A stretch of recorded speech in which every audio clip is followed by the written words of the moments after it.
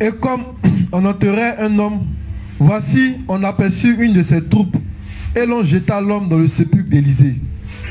L'homme alla toucher les os d'Élisée, et il reprit vie, et se leva sur ses pieds.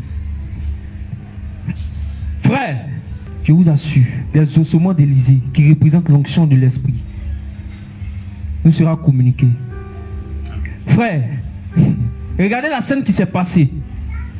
Suivez bien. Les ossements d'Élisée ont touché un mort. Il est revenu à la vie. Qui connaît Géasi? Géasi était le serviteur d'Élisée. Géasi marchait avec Élisée.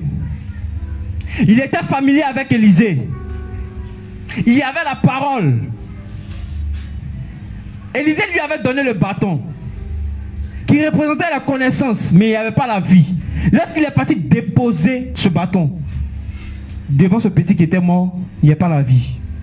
Pourquoi? Parce que Géasi n'avait pas renoncé à lui-même, il était cupide. Géasi n'avait pas renoncé à lui-même. Géasi signifie vallée, vallée de vision. Alors que c'est sur montagne dans la vision. Lui là, il est vallée. Ce sont les choses terrestres. Frère, Géasi signifie vallée de vision. Lui, il avait les choses terrestres. C'est pourquoi lorsqu'il a l'épée est venu sur lui, il était parti voir le roi là. Et puis il a causé. Il aime, voilà.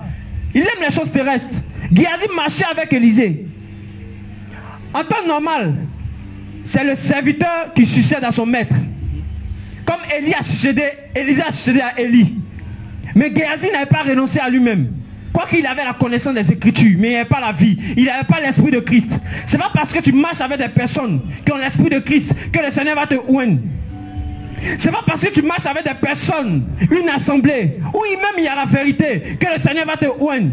Cet homme ne connaissait même pas Élie, mais il a reçu l'onction d'Élisée. Il ne connaissait même pas Élisée.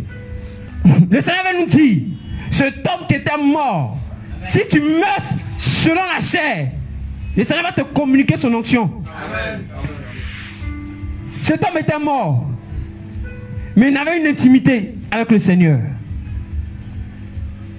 Cet homme représente des personnes qui ne fréquentent pas les assemblées, des groupes de pasteurs, mais qui ont une intimité avec le Seigneur, mais qui sont morts selon la chair. Ils sont séparés du monde, ils sont séparés du péché.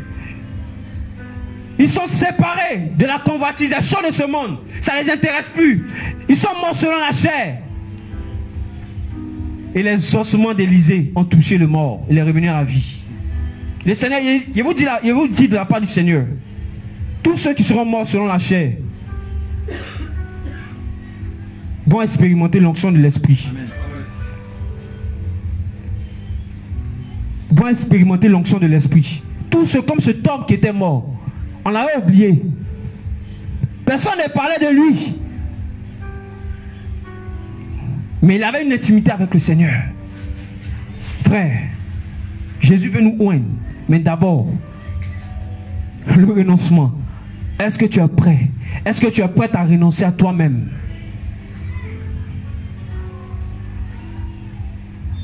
Est-ce que nous sommes prêts? Jésus veut nous oindre. Il veut nous oindre. Jésus veut nous oindre. Je vous assure. Mais est-ce que nous sommes prêts à renoncer à nous-mêmes?